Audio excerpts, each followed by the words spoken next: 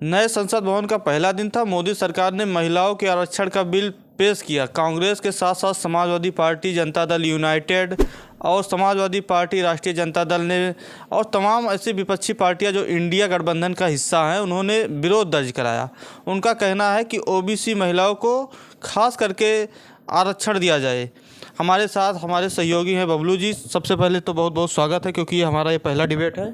जी धन्यवाद। ये जो विवाद शुरू हुआ है महिलाओं के आरक्षण को लेकर, तमाम जो सोशलिस्ट नेता हैं, चाहे अखिलेश यादव हुए, चाहे खुद को बहुजन की बात करने वाले पत्रकार दिलीप मंडल हुए, चंद्रशेखर आज़ाद हुए, नीतीश कुमार हुए, उन्होंने ट्वीट किया, जैसा कि हम अपने दर्शकों को दिखा देंगे क्या ट्वीट किया था उन लोगों ने। क्या विवाद शुरू हो गया है ये नया? लोगों को उम्मीद था कि इंडिया का नाम भारत किया जाएगा, जो सनातन धर्म को मानने वाले, इस पर भी विवाद था, क्योंकि अब दूसरे हिसाब से देखा जाए तो इंडिया ही भारत है, भारत ही इंडिया है। लेकिन मुद्दों से डाइवर्ट करने के लिए अब ये दूसरा आ गया है कि महिलाओं को आरक्षण दिया जाएगा, जिसमें सभी महिलाएं रहेगी। ओबीसी, एससी, एसटी के समाज के लोग जो हैं वो बोल रहे हैं कि हमारे समाज के साथ छल हो रहा है। खासकर ओबीसी समाज के लोग बोल रहे हैं कि हमारे समाज की महिलाओं को आरक्षण नहीं दिया जा रहा है। ऐसा सिर्फ जो है जो ये बिल पेश हुआ है, इसमें सिर्फ ओबीसी नहीं, ओबीसी, एससी और एसटी और अल्पसंख्यक सभी समुदायों की महिलाओं के साथ ये छल है उनके साथ। इसमें इस 33% में क्या मिलने वाला है? ओबीसी महिलाओं को और एससी महिलाओं को क्या मिलने, एससी को भी जो दिया जा रहा है कोटा, एससी और एसटी को, वो जो उनका एससी का जो उनकी सुरक्षित सीटें हैं उसी में दिया जा रहा है, उसी में उनको एडजस्ट किया जा रहा है, ना कि इस 33% में। मांग यही है। और अगर ओबीसी महिलाओं के बगैर ये आरक्षण अधूरा है। अधूरा इसलिए है कि ये कहा जा रहा है कि उन लोगों से, उन महिलाओं को एक बराबर की खड़ा होना। अब ये कहा जा रहा है कि अगर अंबानी की पत्नी और एक गांव में खेतों में काम करने वाली जो महिला है, ओबीसी महिला है, एससी है, एसटी, वो बराबर हैं। अंबानी की पत्नी के खिलाफ अगर एक गांव की महिला को वो चुनाव लड़ेगी तो कहाँ वो कर पाएगी? चुनाव सबको पता है पैसों का है। बिल्कुल, जिसको पूरा संसाधन मिलता है। कहने का मतलब ये है कि अगर कोई दलित महिला हुई या फिर ओबीसी महिला हुई, अगर वो किसी अमीर जिसके पास संसाधन है उसके खिलाफ अगर लड़ेगी तो कैसे अपना हक पाएगी? सवाल यही है। और इसे यूँ कहा जाए कि स्वर्ण आरक्षण है।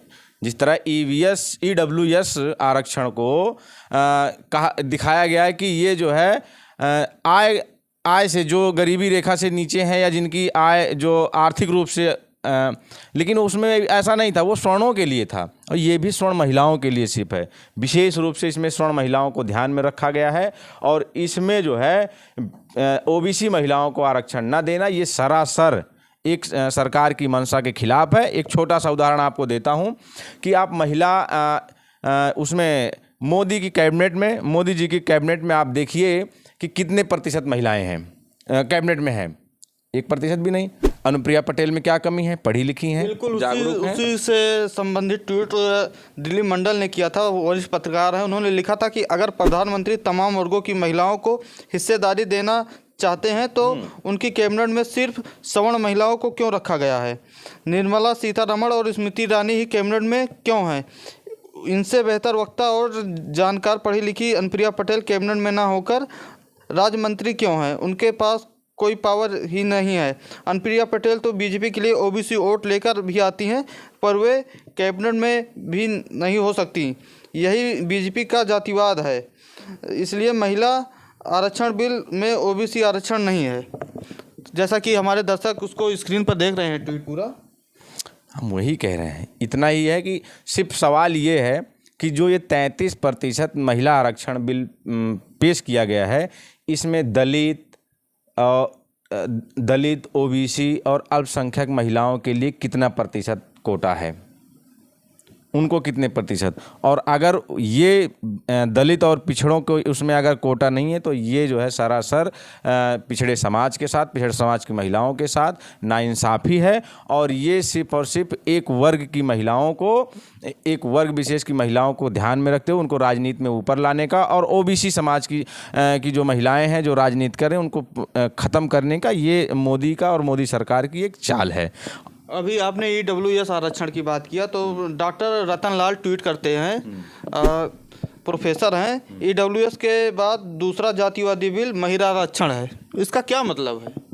सीधा सीधा मैंने वही तो कहा भाई, जिनका देश की सभी संसाधनों पे हमेशा से कब्जा रहा है, एक तरफ जिनकी 4 पीढ़ियां करोड़पति हैं, वो लगातार करोड़पति और अरबपति हैं, और एक वो महिला को कहा जा रहा है कि आप बराबरी पे खड़े हैं।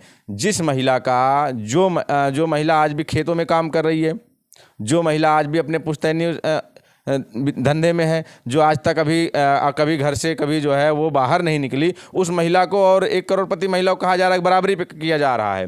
तो ये इसमें जब महिलाओं को जो पीछे हैं, दबे हैं, कुचले हैं, OBC विशेष रूप से पीछे हैं, तो इन महिलाओं के लिए आरक्षण एक विशेष जो है आरक्षण एक विशेष एक प्लेटफॉर्म देता। समाजवादी पार्टी के राष्ट्रीय अध्यक्ष हैं, उत्तर प्रदेश के नेता प्रतिपक्ष हैं, उन्होंने ट्वीट किया है, महिला आरक्षण लैंगिक न्याय और सामाजिक न्याय का संतुलन होना चाहिए, इसमें पिछड़े, दलित, अल्पसंख्यक, आदिवासी, फिर PDA, उनका एक नारा है पिछड़ा, दलित, अल्पसंख्यक। तो PDA की महिला का आरक्षण निश्चित प्रतिशत रूप में स्पष्ट होना चाहिए।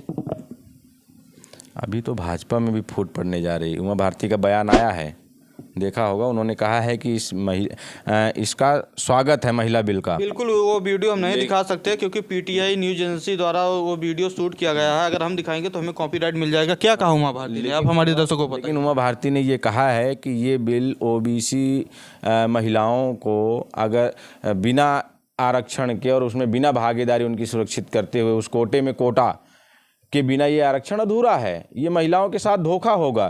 तो अभी उनकी भी जो बीजेपी में जो OBC नेता हैं, एक पटेल नेता थे, बड़े नेता हैं MP के, उन्होंने सुबह इसके समर्थन में, इस बिल के समर्थन में नरेंद्र मोदी को धन्यवाद ज्ञापित किया, और जब विवाद बढ़ा तो उन्होंने अपना ट्वीट हटा लिया। तो अभी इस तरह के उनकी भी जागेगी, उनको भी अभी 6 महीने बाद फिर चुनाव में जाना है, अपने समाज के बीच में जाना है, OBC समाज का वोट लेना है और इसका जवाब देना पड़ेगा। बिल्कुल, एक ट्वीट की और हम बात करेंगे। बिहार की पूर्व मुख्यमंत्री हैं राबड़ी देवी, उन्होंने ट्वीट किया है, ट्वीट हम अपने दर्शकों को स्क्रीन पर दिखाएंगे। OBC और EBC वर्ग की महिलाओं को ठेंगा दिखाने वाला वोमेन रिजर्वेशन परसीमन के बाद लागू होगा, परसीमन जनगणना के बाद होगा, और जातिगत जनगणना करवाने के दबाव में केंद्र ने जनगणना को ठंडे बस्ते में ही डाल दिया है। मतलब बस झाल बजाने और शोर मचाने के लिए शगुफा छोड़ा गया है। लालू प्रसाद यादव जी की धर्मपत्नी है। लालू प्रसाद यादव के बारे में ऐसा कहा जाता है कि उन्होंने सामाजिक न्याय की एक मुहिम बिहार के साथ साथ देश में छेड़ा। मंडल कमीशन का जब रिपोर्ट लागू हुई देश में, तो लालू प्रसाद यादव जी का बड़ा योगदान था। और खुलकर अगर OBC SC के बारे में कोई पार्टी अगर बोलती है तो RJD बोलती है। RJD की पूर्व मुख्यमंत्री रही हैं बिहार से, उन्होंने भी ट्वीट करके कहा, कहीं ना कहीं देखा जाए तो लालू यादव ने ही ट्वीट किया होगा उसको। 2010 में UPA सरकार में महिला आरक्षण बिल लागू होना था।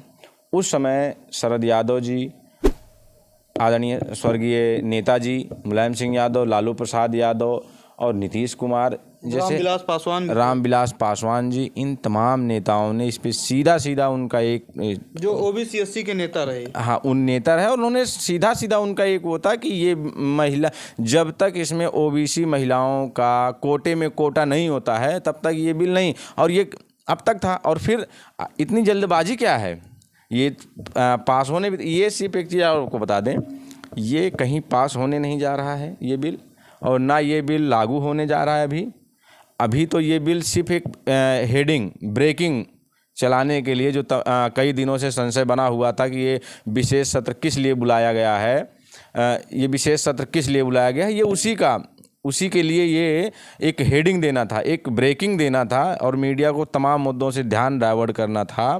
भाई इतना सा इसका था। ये कह रहे हैं कि अभी जब अगला जो है जब अगली जनगणना होगी जो 2026 में होनी है, 2026 में जब जनगणना होगी, उसके बाद फिर से जो है परसीमन होगा, और तब ये 2027 में लागू होगा। यानी कि 2024 नहीं, ये जो अगली बार जब होगा, आज के 6 साल बाद 2029 में लागू होने जा रहा है। ओबीसी महिलाओं को आरक्षण को लेकर तमाम जो विपक्ष के नेता हैं, जो सामाजिक न्याय की बात करने वाले लोग हैं, उन्होंने विरोध जताया ट्वीट के माध्यम से। आपकी क्या राय है महिला आरक्षण पर? और जो ओबीसी महिलाओं को रिजर्वेशन की बात करके विवाद छेड़ा जा रहा है, ये सही है या गलत है? अपनी राय कमेंट में हमें बताइएगा। वीडियो अगर पसंद आया हो तो लाइक कीजिए, शेयर कीजिए।